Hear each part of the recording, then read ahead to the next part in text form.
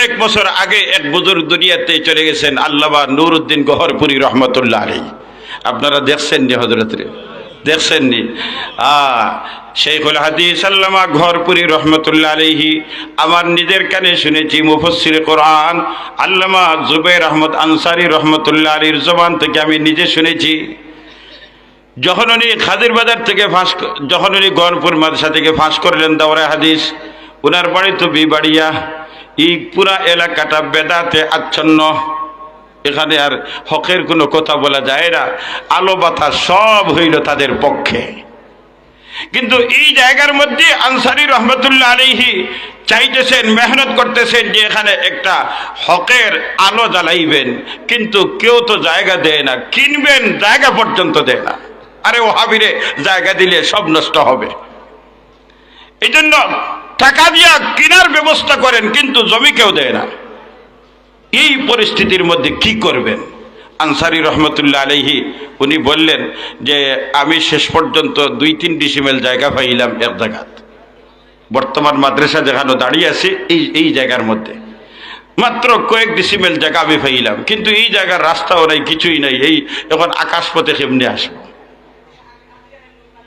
আর গহরপুরি হুজুর রহমতুল্লাহ আলাইহির কাছে বারবার দোয়া চান যে হুজুর হযরত আমার জন্য দোয়া করবেন। একটা পর্যায়ে সিদ্ধান্ত নিলেন যে গহরপুরি হুজুর রহমতুল্লাহ আলাইহিকে একবার ওই এলাকায় নিয়ে দোয়া করাবেন, কিন্তু হযরত সময় দেন না। একটা পর্যায়ে উনি সময় দিয়েছেন যে ঠিক আছে, আমি ময়মনসিংহ যাওয়ার সময় তোমার এখানে থামিয়া দোয়া করে যাব। ঠিক আছে, তখন তো আর মোবাইলের যুগ না, শুধু সংবাদ জানছেন যে একদিন হযরত ময়মনসিংহের উদ্দেশ্যে রওনা দিয়েছেন, কোন সময় আসতেছেন বিবাড়িয়া পর্যন্ত, তাও তো কোনো টাইম টেবিল নাই। ফোনের মাধ্যমে এখন তো আর কোথায় আছেন, কি কোন জায়গায় আছেন, কোন টিলে আছেন, কোন বাজারে আছেন, সব পাওয়া যায়।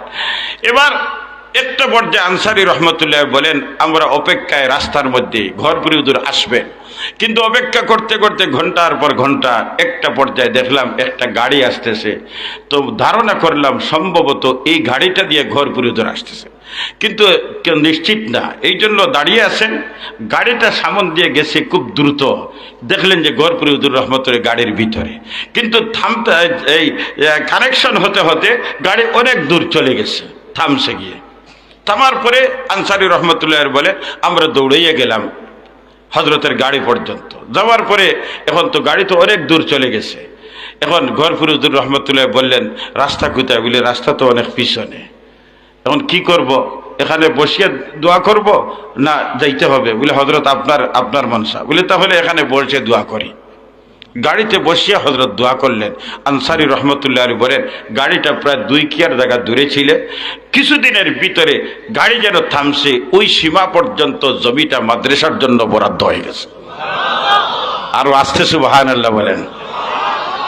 আন্দাজ করেন এই যে আইডি কার্ডের পাওয়ার কি পরিমাণ। এই পাওয়ারটা মানুষের ইমানদারের পা দিয়ে বের হয়, জবান দিয়ে বের হয়। আমি প্রায় 6 মাস হযরতের বাড়িতে 15 দিন পর পর যেতাম একটা রুগীর জন্য। দেখতাম, আপনারা তো অনেকে দেখছেন, ঘরের বাহিরে বড় আপনার ব্যবস্থা দিয়া রাখা আছে, যেখানে তেল পানি আপনার তাগা বাগা যা আছে সব নিয়ে রাখছেন, চিরুনি বিরুনি কত আইটেম। হযরত যখন ঘর থেকে বাইর হইতেন, বাইর হওয়ার পরে কি পড়তেন না পড়তেন আল্লাহু আলম, এই যে ফু দেওয়া শুরু করলেন, এক মাথা থেকে আরেক মাথা পর্যন্ত বিরতিহীনভাবে ফু দিতেছেন। আর আমাদের কাছে নিয়ে আসার পরে যদি আমরা বলি বলে হুজুর পড়িয়া দেখো, ঠিক না? হুজুর পড়িয়া দেখো, তো এখন তারে তো বুঝ দিতেই ও কত সময় পড়িলাম, পড়িয়া ফু দিলাম। কিন্তু গহরপুরি হুজুর রহমতুল্লাহ আলাইহির অবস্থা দেখলাম কিসের বড়া, ফু দিতে আছেন। কারণ এই ফুর মাধ্যমে ঈমানের নূর বের হচ্ছে। শেখুল আরবুল আজম কুতুবুল আলম মাদানী রাহমাতুল্লাহ আলাইহি ট্রেনের মধ্যে বসা, ভিআইপি প্যাসেঞ্জার, সিটটাও ভিআইপি, সামনের সিট সামনাসামনি, সামনের সিটটা হইল ভিআইপি সিট, আর একটা হিন্দু প্যাসেঞ্জার বসা। মাদানী রাহমাতুল্লাহ আলাইহি মাঝে মাঝে তার বাসায় কিচ্ছু মাতেন না। কত সময় বোয়ার পরে সময় গেছে, দৌড়বাড়ি গেছে, টিঠির গেছে, গিয়া কইছে ও ভাই আমার সিট ওটা বদলাই দাও। বলেন না সুবহানাল্লাহ। বলে স্যার সিট তো আর ভিআইপি সিট নাই, আর আপনি প্যাসেঞ্জার হইলেন ভিআইপি প্যাসেঞ্জার, কিন্তু কোনো কিচ্ছু করার নাই। সমস্যা কি বলেন, আমি সমাধান করব। বলে ভাই সমস্যা কিছু না, আমার সিট বদলাই দেন। এক পর্যায়ে বলতে বাধ্য হয়েছে সমস্যা একটা, আমার সামনের সিটের মানুষটা যে বারবার আমার দিকে শুধু তাকায়, তাকাইতে তাকাইতে এমন অবস্থা হয়েছে আমার দিলের, আরো কিছু সময় যদি আমি বসি তা আমার বাপ দাদা 14 গোষ্ঠীর ধর্ম ছেড়ে ইসলাম ধর্ম কবুল করতে বাধ্য হয়ে যাব। আফামান শারাহাল্লাহু সাদরাহু লিল ইসলাম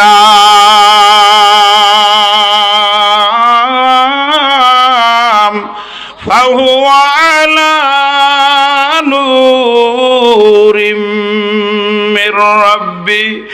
ঈমানের নূর চোখ দিয়ে বের হয়, জাহান্নামের মানুষটা জান্নাতের মালিক হয়ে যায়। আল্লামা শাহ আনওয়ার কাশ্মীরি রহমতুল্লাহ আলাইহি রাস্তা দিয়ে হাঁটতেছেন, আপনাদের এই পঞ্চগঞ্জ রাস্তা দিয়া এক কিনারা দিয়ে হাঁটতেছেন শাহ আনওয়ার শাহ কাশ্মীরি রহমতুল্লাহ আলাইহি, সাথে মুরিদান মুতাআল্লিকিন ছাত্ররা উলামায়ে কেরাম। অপর কিনারা দিয়ে একটা সুন্দর, প্রচন্ড সুন্দর একটা হিন্দু যাইতেছে। শাহ আনওয়ার শাহ কাশ্মীরি রহমতুল্লাহ আলাইহি বারবার তার চেহারার দিকে তাকান, বারবার তার চেহারার দিকে তাকান। সাথীরা বললেন যে হযরত আপনি মনে হয় চিনতেছেন না, এ মানুষটা হিন্দু মানুষ। আর আল্লামা শাহ আনওয়ার কাশ্মীরি রহমতুল্লাহ আলাইহি চাইতেছেন শুধু না, দুইটা চোখ দিয়ে জোর ধরে পানি বের হচ্ছে। যখন সাথীরা বলল যে এই মানুষটা হিন্দু, আল্লামা শাহ আনওয়ার কাশ্মীরি রহমতুল্লাহ আলাইহি বলেন আমি তো চিনতেছি, আমি তো বুঝি আর আমি দেখি আর মানুষটা হিন্দু, ভালো কথা, কিন্তু আমি যে কারণে চাইতেছি এই মানুষটা এত সুন্দর, এত সুন্দর, বুঝা দেয় জন্মের আগে আল্লাহর কাছে আবেদন করেছে, আল্লাহ দুনিয়াতে আমাকে তুমি পাঠাইবা, তবে গো মালিক ওই কোম্পানির রংটা দিয়ে আমাকে দুনিয়াতে পাঠাইবা। বুঝা দেয় যেমন সে পছন্দ রং করছে, আর এই পছন্দনীয় রং দিয়ে তাকে আল্লাহ দুনিয়াতে পাঠাইছে। তবে বাহিরের রংটা যে পরিমাণ সুন্দর, ভিতরের রংটা হলো কয়লার মতো কালো। আমি এই জন্য কাঁদতেছি, এত সুন্দর রংটার ভিতরটা কয়লার মতো কালো হওয়ার কারণে, এই ভিতরটা কালো হওয়ার কারণে এত সুন্দর রংটা জাহান্নামের আগুনে জ্বলবে। আমি আল্লাহর কাছে চাইতেছি, আল্লাহ বাহিরের রংটা যদি ভিতরে দিয়ে দিতা আর ভিতরের রংটা যদি বাহিরে দিতা, তাহলে এই রংটা জাহান্নামের আগুনে জ্বলত না। বেটা ও কিনারা ভাই আর হিবে মিয়াসা হলে খালি খানা খানি করা, বেটা দেখিয়া খোয়ার বুঝলে ই দেখি আমার বাসাইয়া খালি হলে দেখি খানা খানি করেন, ও দাঁড় তো পারছে না, ভারও গেছে, ইয়া হয়েছে আপনারা আমার বাসাইয়া খালি খানা খানি করেন খালি, বুঝলে ভাই খানা খানি করিয়ার না, তোমারে লইয়া এই চিন্তা করিয়ার। ওই যে চাইছেন জানি, চাইতে চাইতে আল্লাহ তাআলা দিল পরিবর্তন করে দিছে। এবার হিন্দু ব্যক্তি বলে আল্লাহর ওয়ালি, আর দেরি না, দেরি না, আপনার পবিত্র হাতটা বের করে দেন। আমার অপবিত্র হাতটা রেখে ঘোষণা দিলাম, আশহাদু আল্লাহ ইলাহা ইল্লাল্লাহু ওয়া আশহাদু আন্না মুহাম্মাদান আবদুহু ওয়া রাসূলুহু। এই যে আইডি কার্ডের পাওয়ার, এটা যেই পাওয়ার না, সৌদিবার সরকার আপনাকে পাসপোর্ট দিছে যে এই মানুষটা আমার দেশের নাগরিক। আরে দুনিয়ার যদি একটা দেশের পরিচয় দেওয়ার জন্য, একটা দেশের সুবিধা ভোগ করার জন্য যদি 3টা কার্ড লাগে, জন্ম কার্ড লাগে, আইডি কার্ড লাগে, পাসপোর্ট লাগে, তাহলে আরশের মালিকের আপন কারা? আরশের মালিককে জিজ্ঞাসা করা হবে, ও মালিক দুনিয়ার জগতে তোমার বান্দাদের মধ্যে কারা আপন কারা পর? এবার আপন মানুষগুলির জন্য যদি মালিক আইডি কার্ড দেন, তাহলে আপনি যদি দাবি করেন আমি আল্লাহর আপন, তাহলে আপনি আপন হইলেন। আর যদি মালিক আপনাকে আইডি কার্ড দেয় না, মালিক যদি পরিচয় পত্র দেয় না, তাহলে আপনি যতই দাবি করেন আপনি আপন হতে পারবে না। এই জন্য আরশের মালিক রব্বুল আলামিন দুনিয়ার কোন মানুষটা আপন আর কোন মানুষটা পর, এই জন্য আমার আল্লাহ একটা আইডি কার্ড দিলেন, একটা পরিচয় পত্র দিলেন, যে পরিচয় পত্রের নাম হলো দৌলতে ঈমান। এই ইমানের আইডি কার্ড যার মধ্যে থাকবে, কালো হোক আর সাদা হোক, ধনী হোক আর গরিব হোক, রাজা হোক আর প্রজা হোক, মালিক হোক আর চাকর হোক, দিনমজুর হোক আর শিল্পপতি হোক, আমার আল্লাহ ওই দিকে তাকায় না। সুবহানাল্লাহ বলবেন না? বিশ্বনবী রাহমাতুল লিল আলামিন বলেন, ইন্নাল্লাহা লা ইয়ানজুরু ইলা সুওয়ারিকুম ওয়া আমওয়ালিকুম ওয়ালাকিন ইয়ানজুরু ইলা কুলুবিকুম ওয়া আমালিকুম। হাবিবে কিবরিয়া বলেন, আমার উম্মতরে, আরশের মালিক আল্লাহ আপন মানুষগুলি কারা এইটার জন্য আমার আল্লাহ চেহারার দিকে তাকায় না, বংশের দিকে তাকায় না, সুন্দরের দিকে তাকায় না, সম্পদের দিকে তাকায় না, বরং আরশের মালিক আল্লাহ আপন মানুষগুলির অন্তরের দিকে তাকায়, দেখি আমার বান্দা আমাকে তার অন্তরে জায়গা দিছে কি না। যদি অন্তরে জায়গাটা হয়ে যায় তাহলে সে আপন হয়ে গেছে। কারণ এই আল্লাহর দেওয়া দিল, মনের মধ্যে, অন্তরের মধ্যে যদি মালিকের জায়গা হয়ে যায়, গোটা পৃথিবী আমার আল্লাহকে সামাল দিতে পারে না।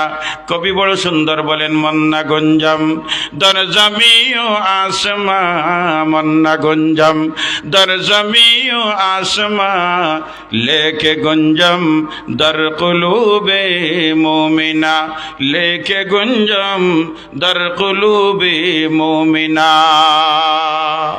গোটা পৃথিবী আমার মালিক রবকে সামাল দিতে পারে না, কিন্তু বেলাল হাবশির অন্তরের মধ্যে আমার আল্লাহর জায়গা হয়ে যায়। কথা ঠিক না? এই জন্য আপন মানুষগুলির পরিচয় পত্র হলো দৌলতে ঈমান। এবার আল্লাহ তাআলা ডাক দি বলেন, ইয়া আইয়ুহাল্লাযীনা আমানু, ও আমার আপন মানুষগুলি রে, দৌলতে ঈমানওয়ালা গোলাম বান্দি, এই ইমানের পরিচয় পত্র আছে, তোমরা হইলে আমার আপন। এই পরিচয় পত্রটা দেখানোর জন্য, পরিচয় পত্রটা মানুষের গায়ে ঝুলন্ত থাকে না, গলার মধ্যে ঝুলন্ত থাকে না, পিছনে ঝুলন্ত থাকে না, বরং এই আইডি কার্ডটা, পরিচয় পত্রটা রাখার জায়গা হইল মানুষের দিলের মধ্যে। কথা ঠিক না? দিলের মধ্যে যখন আইডি কার্ড থাকবে, ওই আইডি কার্ডের পাওয়ার আছে, আলো আছে, আলো আছে। ওই আলোটা দুনিয়ার কোনো শক্তি ভিতরে আটকাইতে পারে না। এই জন্য ইমানের পরিচয় পত্র দিলের মধ্যে যদি জায়গা হয়ে যায়, ওই পাওয়ারটা হাত দিয়ে বের হয়, ওই পাওয়ারটা চোখ দিয়ে বের হয়, এই পাওয়ারটা ফুর মাধ্যমে বের হয়, এই পাওয়ারটা মুখের মাধ্যমে বের হয়, এই পাওয়ারটা পায়ের মাধ্যমে বের হয়, এই পাওয়ারটা হাতের মাধ্যমে বের হয়।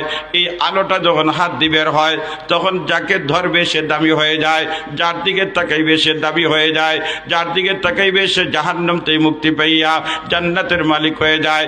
যে জমিনে দিয়ে হাঁটবে, ইমানের আলো নিয়ে হাঁটবে, তখন জমিটা দামি হয়ে যায়, জমিনের মধ্যে বরকত হয়ে যায়। দুইটা উদাহরণ দিব। এই নগদ